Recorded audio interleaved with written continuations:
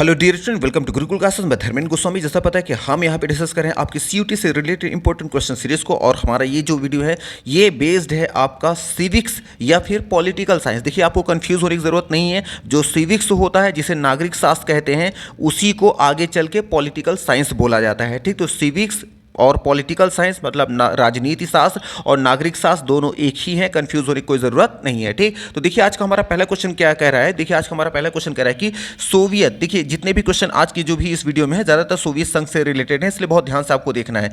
अब देखिए पहला क्वेश्चन कह रहा है कि सोवियत अर्थव्यवस्था की प्रकृति के बारे में निम्नलिखित में से कौन सा कथन गलत है। तो कौन सोवियत संघ की जो अर्थव्यवस्था थी उसके बारे में कौन सी बात इसमें गलत बोली गई, हमें ये बताना। इसका 3 ऑप्शन सही है, कोई एक है जो गलत है। ठीक, अब देखिए पहले गलत की बात करें तो याद रखिएगा जनता को आर्थिक आज़ादी थी, ये जो बोला गया है ना, तो याद रखिएगा जनता को, जो भी सोवियत संघ के अंतर्गत जो भी देश आते थे उसमें जो भी जनता रहती थी उसके अंतर्गत जनता को आर्थिक आज़ादी नहीं थी। उस पर राज्य जो भी प्रॉपर्टी होती थी उस पर सरकार का नियंत्रण रहता था, जनता को कोई आज़ादी नहीं थी। और यहाँ कह रहा है जनता को आज़ादी थी, यही हमारा ऑप्शन क्या हो जाएगा, गलत है, इसलिए इसको हम टिक कर देंगे। अच्छा, अगर यही क्वेश्चन यह होता कि सोवियत अर्थव्यवस्था की प्रकृति के बारे में कौन कौन से कथन सत्य हैं, तो सत्य कौन कौन सा है, ऑप्शन ए सोवियत अर्थव्यवस्था में समाजवाद प्रभावी विचारधारा थी, इसमें समाजवादी विचारधारा मिलती है सोवियत संघ में। दूसरा क्या मिलता है, उत्पादन के साधनों पर राज्य का स्वामित्व या नियंत्रण होता था, तो जो भी उत्पादन के साधन होते थे उस पर राज्य नियंत्रण करता था।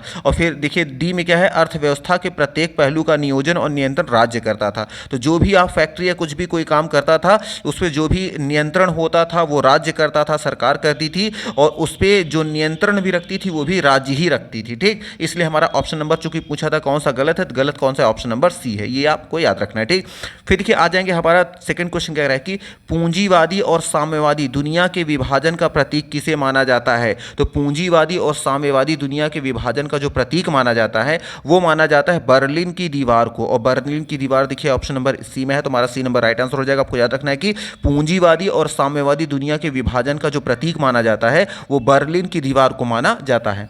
फिर देखिए आ जाएंगे हमारा थर्ड क्वेश्चन क्या रहा है कि निम्नलिखित में से कौन सी आया है गोर्बाचेक की सुधार प्रणाली है। तो कौन सा गोर्बाचेक की सुधार प्रणाली है, तो याद देखिए गोर्बाचेक की जो सुधार प्रणाली है वो है ग्लासनोत भी है और पेरेस्ट्रोइका भी है और उस्क्रोनी भी है। इसलिए ऑप्शन नंबर हमारा जो डी है ना, ये सभी आंसर हमारे हो जाएंगे। ऑप्शन जितने भी ऑप्शन हमारे क्या है, सही है, इसलिए ऑल इसमें हम टिक कर देंगे। ठीक, ऑप्शन नंबर डी। तो हमें याद रखना है कि जो गोर्बाचेक की सुधार प्रणालियां हैं वो कौन कौन सी हैं, ग्लासनोत भी है, पेरेस्ट्रोइक भी है ना, पेरेस्ट्रोइका भी है और उस्क्रोनी भी है। फिर देखिए आ जाएंगे हमारा अगला क्वेश्चन कह रहा है कि निम्नलिखित में से कौन सा सोवियत संघ के विघटन का परिणाम नहीं है। तो जो सोवियत संघ जो टूटा था, जो अलग हुए थे सारे देश उससे, तो उसका कौन सा परिणाम नहीं है। अब देखिए option A B C D दिया है, तो कौन सा परिणाम नहीं है, तो याद रखिएगा जो परिणाम नहीं है वो है मध्य पूर्व में संकट। जो मध्य पूर्व में संकट जो उत्पन्न हुआ था वो इसका परिणाम नहीं था, इसलिए ऑप्शन नंबर हम डी को यहां पे क्लिक कर देंगे। हाँ, अगर यही क्वेश्चन आता कि सोवियत संघ के विघटन के परिणाम कौन से कारक हैं, कौन कौन से हैं, तो पहला तो क्या है, संयुक्त राज्य अमेरिका और सोवियत संघ के बीच विचारधारा की लड़ाई का अंत। ठीक, ये हो गया था, मतलब संयुक्त राज्य अमेरिका और सोवियत संघ के बीच में विचारधारा की लड़ाई चल रही थी। ठीक, उसका अंत हो गया। उसके बाद कह रहा है कि स्वतंत्र राष्ट्रों के राष्ट्रकुल का जन्म हो गया था, और फिर क्या, विश्व व्यवस्था के शक्ति संतुलन में बदलाव हो गया था। ये सभी क्या थे, कारण थे, और कारण कौन सा नहीं था, मध्य पूर्व में संकट। ठीक, इसलिए ऑप्शन नंबर डी को हम यहाँ पे क्लिक कर देंगे। फिर देखिए हमारा फिफ्थ नंबर क्वेश्चन कह रहा है कि निम्नलिखित में से कौन सा एक शॉक थेरेपी का परिणाम नहीं है। तो शॉक थेरेपी का परिणाम कौन सा नहीं है, तो याद रखिएगा सुरक्षा परिषद का संगठन, जो सुरक्षा परिषद का जो संगठन है यह शॉक थेरेपी का परिणाम नहीं है, इसलिए ऑप्शन नंबर हम यहाँ पे सी यहाँ पे ट्रिक कर देंगे। तो आपको याद रखना है कि सुरक्षा परिषद का जो गठन है ये शॉक थेरेपी का परिणाम नहीं है। फिर देखिए अच्छा हाँ, यही आया होता कि शॉक थेरेपी का परिणाम क्या है, तो खाद्यान्न आयात भी, ये भी शॉक थेरेपी का परिणाम है।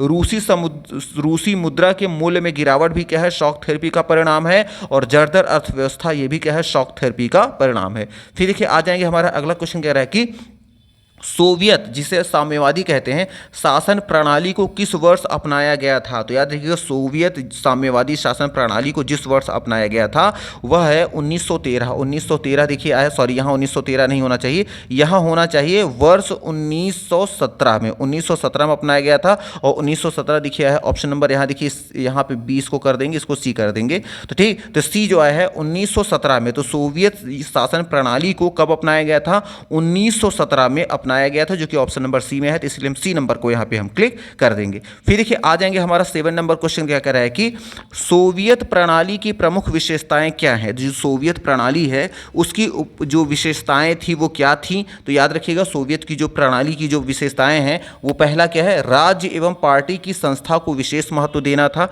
राज्य एवं पार्टी की संस्थाओं को विशेष महत्व देना इसकी विशेषता था। दूसरा क्या था?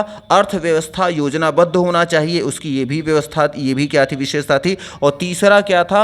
उन्नत संचार एवं परिवहन प्रणाली का सुव्यवस्थित विकास होना, यह भी इसकी विशेषता थी। ठीक, ये तीनों ही इसकी विशेषता थी। इसलिए ऑप्शन नंबर जो हमारा डी होगा, हम डी नंबर को क्लिक कर देंगे। आपको याद रखना है कि सोवियत प्रणाली, जो सोवियत संघ की जो प्रणाली की जो विशेषताएं थी वो क्या थी? पहला था राज्य एवं पार्टी की संस्था को विशेष महत्व देना। दूसरा क्या था? अर्थव्यवस्था को योजनाबद्ध होना चाहिए। और तीसरा क्या था? उन्नत संचार एवं परिवहन प्रणाली की सुव्यवस्था विकास होना। ठीक, ये तीनों ही प्रणालियां थी, विशेषताएं थी। इसलिए ऑप्शन नंबर हमारा डी यहाँ पे राइट आंसर हो जाएगा।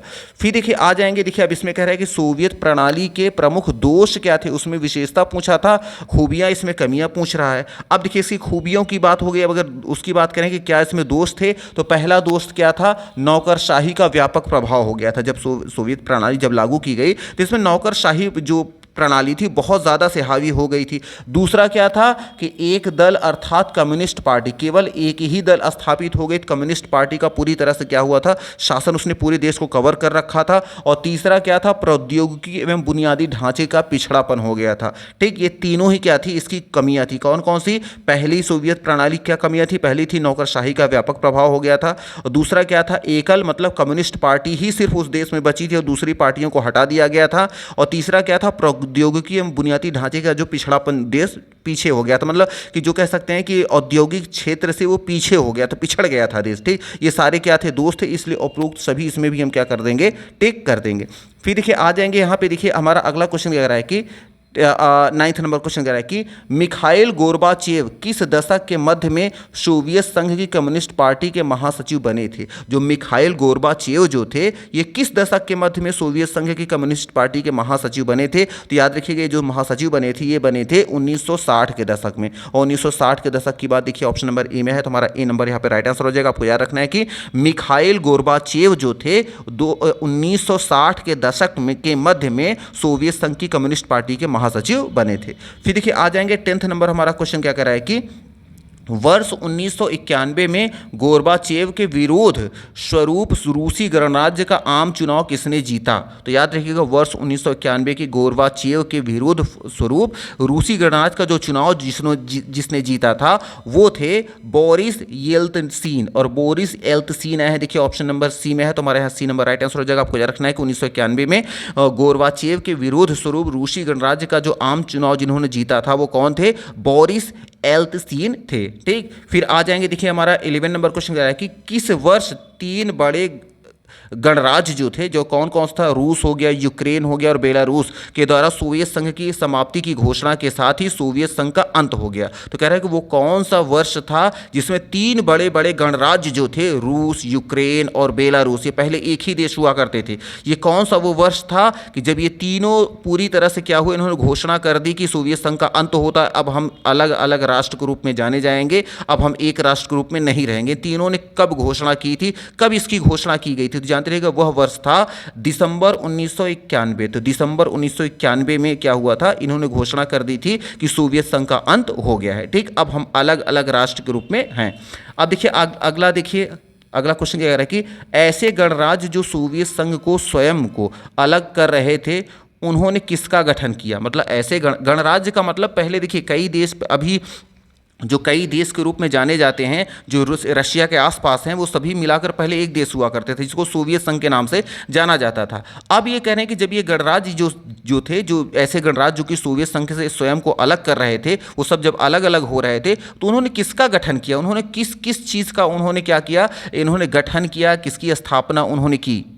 तो याद रखिएगा, इन सभी ने मिलकर स्वतंत्र राष्ट्रों के राष्ट्रकुल का गठन इन्होंने किया था, ये आपको याद रखना है। तो ऐसे गणराज्य जो सोवियत संघ के से स्वयं को अलग कर रहे थे, उन्होंने जिसका गठन किया था वो क्या था, वो स्वतंत्र राष्ट्रों के राष्ट्रकुल का गठन उन सब ने किया था। फिर देखिए आ जाएंगे, हमारा 13 नंबर क्वेश्चन कह रहा है कि सोवियत संघ के विघटन के दौरान किस पर प्रतिबंध लगा दिया गया था। जो सोवियत संघ जो था, जब उसका विघटन हो गया, जब वो सारे देश उससे अलग हो गए, तो उस समय किस पर प्रतिबंध लगा दिया गया था, किस किस देश पर प्रतिबंध लगाया गया था, या किस पार्टी पर लगाया गया था। तो याद रखिएगा, यहाँ चूंकि पार्टी की बात की गई है, तो वो है कम्युनिस्ट पार्टी। तो कम्युनिस्ट पार्टी पर क्या लगा दिया गया था, पूरी तरह से प्रतिबंध लगा दिया गया। तो आपको याद रखना है कि सोवियत संघ के विघटन के दौरान कम्युनिस्ट पार्टी पर प्रतिबंध पूरी तरह से लगा दिया गया था। ठीक, फिर देखिए आ जाएंगे, हमारा अगला क्वेश्चन कह रहा है कि सोवियत संघ के उत्तराधिकारी राष्ट्र कौन बना। जो सोवियत संघ का जब विघटन हो गया, जब सारे देश अलग हो गए, तो सोवियत संघ का जो उत्तराधिकारी बना, कौन सा वो देश था जो सभी देशों को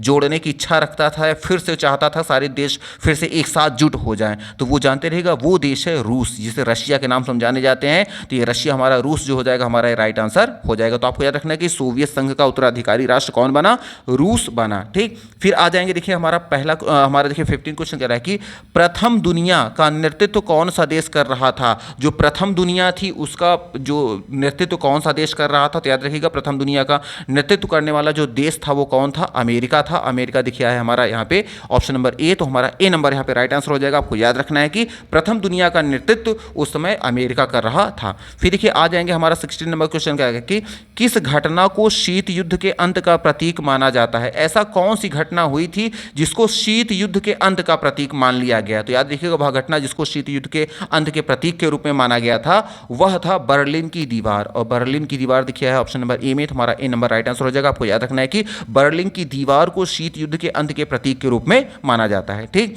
फिर देखिए आ जाएंगे, हमारा अगला क्वेश्चन क्या कह रहा है कि 17 नंबर, सोवियत प्रणाली का पूर्वी यूरोप या दूसरी दुनिया पर क्या प्रारंभिक प्रभाव पड़ा था। फिर से पढ़ते रहें, सोवियत प्रणाली का पूर्वी यूरोप या दूसरी दुनिया पर क्या प्रारंभिक प्रभाव पड़ा था। तो याद रखिएगा, जो प्रभाव ये पड़ा था, तो आपको याद रखना है कि जो यूरोप के जो देश थे ना, वो सोवियत संघ के नियंत्रण में आ गए थे, ये इसका प्रभाव पड़ा था। आपको ये याद रखना है, सोवियत प्रणाली का पूर्वी यूरोप या दूसरी दुनिया पर जो प्रभाव पड़ा था, क्या प्रभाव पड़ा था कि यूरोप के जो देश थे ना, वो सोवियत संघ के नियंत्रण में आ गए थे, यही प्रभाव पड़ा था। इसलिए ऑप्शन नंबर हमारा ए जो होगा राइट आंसर हो जाएगा। फिर देखिए आ जाएंगे 18 नंबर, हमारा क्वेश्चन क्या है कि सोवियत पूर्ववर्ती राज्यों में किस देश को परमाणु शक्ति संपन्न देश का दर्जा प्रदान किया गया। तो सोवियत पूर्वी राज्यों में किस देश को परमाणु शक्ति संपन्न देश का दर्जा प्रदान किया गया था। जानते रहिएगा, वह देश है आपका रूस। रशिया जो है ये परमाणु शक्ति संपन्न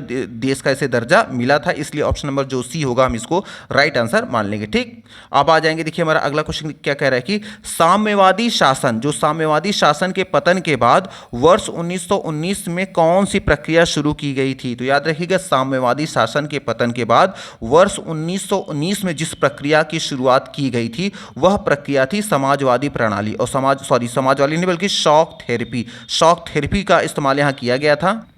तो आपको याद रखना है कि साम्यवादी शासन के पतन के बाद, जो साम्यवादी शासन का जब पतन हो गया था, तो उसके बाद 1990 में जिस प्रक्रिया की शुरुआत की गई थी, उसे शॉक थेरेपी के नाम से जाना जाता है। ठीक, फिर आ जाएंगे, देखिए हमारा अगला क्वेश्चन क्या कह रहा है कि शॉक थेरेपी के परिणाम के स्वरूप लगभग 90% उद्योगों को निजी हाथों अथवा कंपनियों को बेच दिया गया, जिसे इतिहास निम्न में से किस नाम से जाना जाता है।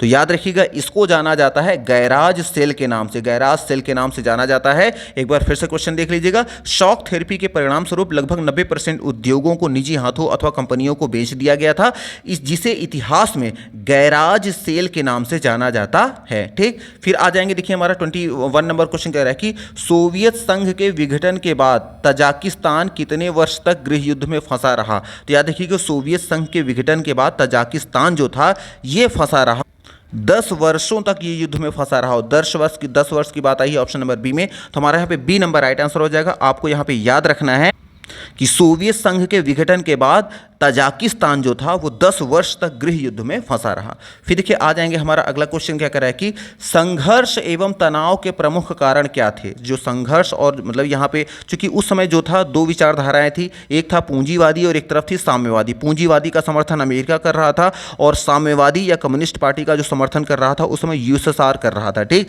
तो कह रहे हैं उस समय संघर्ष और तनाव के प्रमुख कारण जो थे उस समय क्या थे।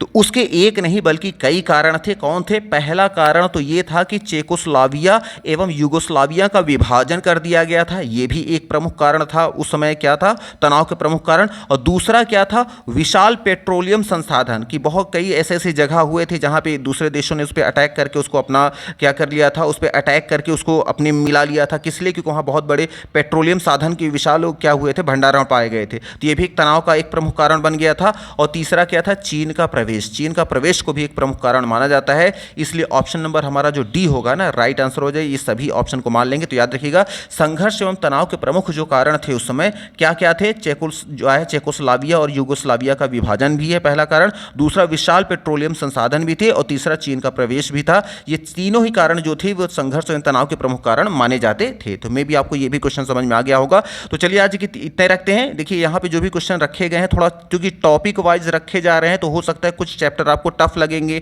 कुछ इजी भी लगेंगे। तो आपको करना क्या है, सभी क्वेश्चन एग्जाम में नहीं आएंगे। जो जो आपको समझ में आ रहे हैं क्वेश्चन उसको माइंड में रख के चलिए। जरूरी नहीं कि जो टफ हो एग्जाम में आए ही। टफ का मतलब ये होता है कि हो सकता है कि चूंकि अगर पहली बार ये सब्जेक्ट अगर पढ़ रहे होंगे तो हो सकता है आपको बड़ी मुश्किल हो रही होगी कि याद नहीं हो रहा है कुछ भी। लेकिन जो जो पॉइंट याद आप कर सकते हैं ना, केवल उन पॉइंट को फोकस करिए और कुछ चीज़ों को केवल सुनते रहिए। कई बार होता है कि आप सुनते रहते हैं और जब कहीं वो चीज़ सामने आती है तो तुरंत आपको याद आ जाता है कि ये सुना हुआ लग रहा है या कहीं देखा हुआ लग रहा है। तो बस जब ये क्वेश्चन ऐसा लगे समझ जाइए कि बस वही क्वेश्चन हमारा क्या है, सही है। ठीक, तो चलिए आज के क्या करते हैं, इतना रखते हैं। And thank you very much for watching this video. Thank you.